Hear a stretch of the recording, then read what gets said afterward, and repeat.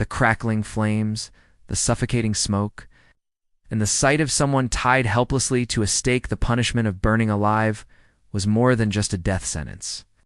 It was a powerful public spectacle designed to send a chilling message to all who witnessed it.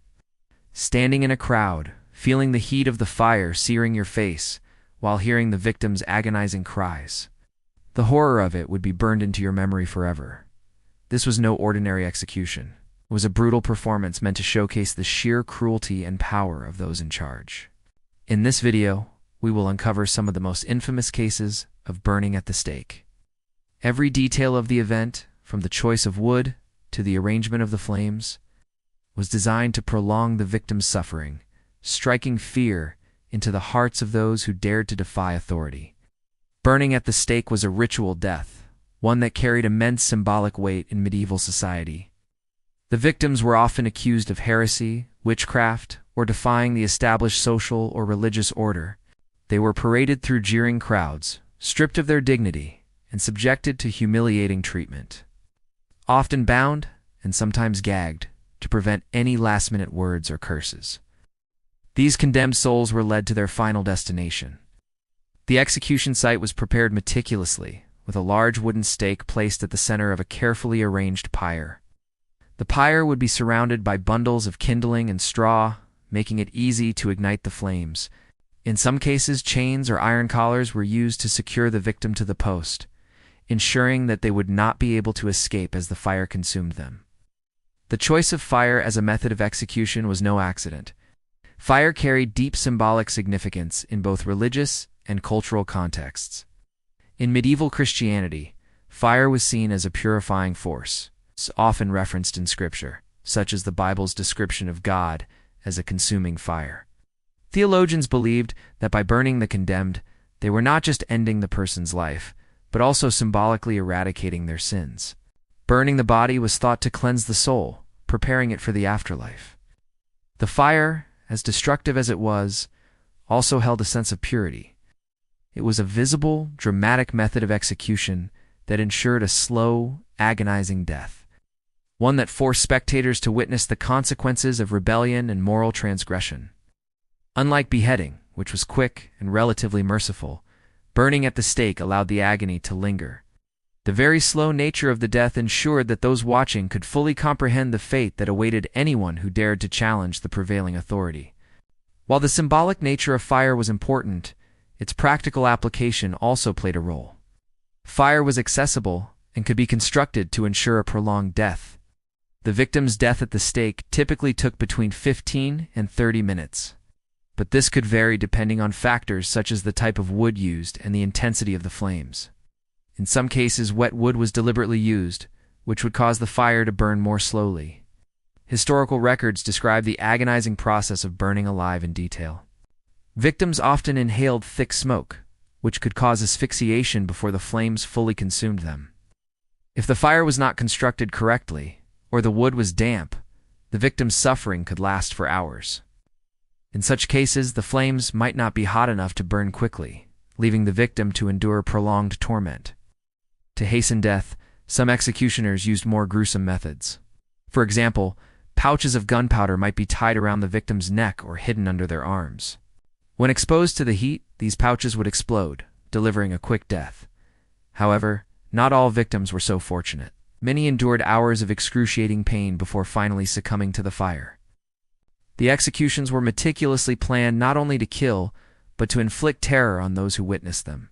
The more agonizing the death, the greater the lesson for the crowd dissent would not be tolerated.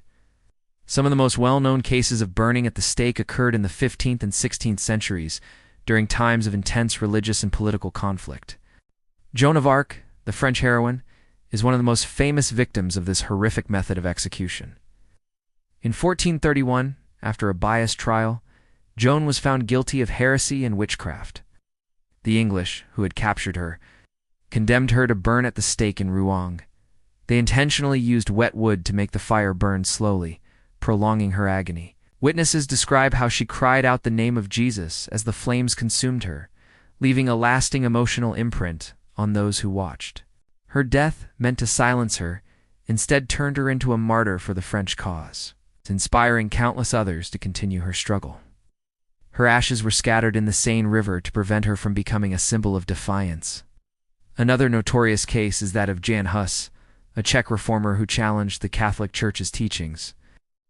In 1415, he was burned at the stake for heresy. His execution was carried out in a manner designed to maximize suffering. Green wood was used around him to create thick smoke, suffocating him before the flames could finish their work. Despite this, Hus remained defiant until the end, reportedly singing hymns as he was consumed by the fire. His death became a rallying cry for his followers, leading to the Hussite Wars, which significantly challenged the power of the Catholic Church in Bohemia. The practice of burning at the stake continued well into the 16th and 17th centuries, particularly during witch trials. Thousands of women and men were accused of witchcraft, often under false pretenses, and burned alive in public executions. These trials were deeply rooted in superstition and fear, with individuals tortured into confessing crimes they did not commit. Fires were often deliberately set to burn slowly, ensuring that the condemned would suffer as much as possible. The screams of the victims served as a grim reminder of the consequences of defying the authorities. Whether they were accused of witchcraft, heresy, or other perceived offenses, burning at the stake was not only a brutal execution method, but it also served as a psychological weapon. Public executions, especially those where the condemned were burned alive, were designed to instill fear and reinforce societal control. The spectacle of seeing someone suffer in such a gruesome manner was meant to serve as a stark reminder of the price of rebellion and defiance. These public events were carefully orchestrated to demonstrate the power of authority while breaking the spirit of those who might be tempted to challenge it. The flames were not only a means to end a life, but also a tool for terrorizing entire communities. When these executions took place, crowds would often gather in the thousands, many viewing them as a form of grim entertainment. Vendors would sell food and trinkets, turning the execution into a carnival of cruelty. For some, witnessing such suffering was a chance to reaffirm their loyalty to the prevailing powers, while for others, it was a spectacle of horror that would haunt them for years to come. Despite this, the authorities intended for the executions to serve as a deterrent to anyone who might consider defying the church, the monarchy, or other established authorities. While many spectators may have believed that the victims of burning at the stake deserved their fates, others were deeply disturbed by the cruelty on display. Some accounts of the burnings describe how witnesses wept openly, particularly when the condemned showed signs of innocence or piety. Joan of Arc, for example, was a woman of faith who had led French forces to victory. Her execution was met with sorrow from some of the onlookers, many of whom were moved by her courage and resolve. These witnesses were deeply affected by the sight of someone who had dedicated her life to a cause being subjected to such a painful and humiliating death. In the case of Jan Hus, his followers were inspired by his courage to sing hymns as he burned, turning his death into a rallying cry for reform. While the intended purpose of these executions was to instill fear and suppress dissent, the reality was often the opposite. Some of the most famous burnings at the stake sparked resistance and even revolt. Joan of Arc's death, for instance, galvanized the French people and became a symbol of resistance against English rule. Her martyrdom inspired future generations to continue fighting for French independence, leading to eventual victory in the 100 Years' War.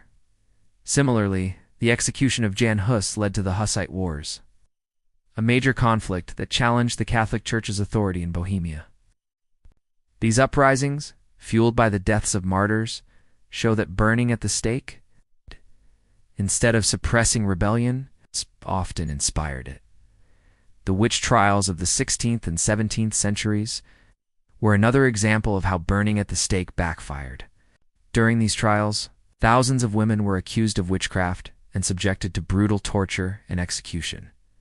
The burnings were not only a punishment, but also a way of symbolizing the eradication of evil. However, the witch trials, particularly those in Salem, Massachusetts, were eventually condemned as one of the darkest chapters in American history. The cruelty and injustice of these trials led to widespread criticism and eventually reform in legal practices. The fear that had once been used to control the masses ended up sowing the seeds of skepticism and change as the centuries progressed. Burning at the stake gradually fell out of favor. By the 19th century, with the rise of more humane forms of execution, such as hanging or the guillotine, The practice was considered barbaric by many. As society evolved, the public's view of such brutal executions shifted. What had once been seen as a necessary tool of justice was increasingly viewed as a cruel and inhumane practice. Even so, the psychological impact of these executions remained significant. The fear they instilled in the public persisted long after the practice itself had been abolished. The psychological torment inflicted on both the victims and the witnesses cannot be understated. The fear of being publicly humiliated and tortured to death was a powerful force that permeated every aspect of medieval life. For those who witnessed these executions, the trauma could last a lifetime. For those who were condemned, the fear and suffering they endured were unimaginable. The punishment of burning at the stake was designed to strip the condemned of their dignity, to publicly display their suffering, and to serve as a warning to others who might dare to challenge the status quo in the modern era. The burning at the stake is viewed as a symbol of historical injustice and cruelty. The victims of these executions, whether they were martyrs or criminals, endured unimaginable pain and suffering. Yet their stories continue to inspire and resonate, particularly in cases where their deaths sparked significant social and political change. The memory of these brutal executions serves as a reminder of the dangers of unchecked power and the importance of justice and fairness in society. The practice of burning at the stake also raised profound questions about the nature of punishment and its role in society. The psychological impact of these executions was significant, both for those who suffered them and for those who watched. For the witnesses, it was an opportunity to reaffirm their loyalty to the prevailing authorities, but it was also a reminder of the thin line between power and tyranny. For the condemned, it was a fate worse than death and experience that stripped away all dignity and humanity. As we look back at these events, we can learn valuable lessons about justice, power, and the human capacity for cruelty. The history of burning at the stake reminds us of the importance of ensuring that such atrocities are never repeated.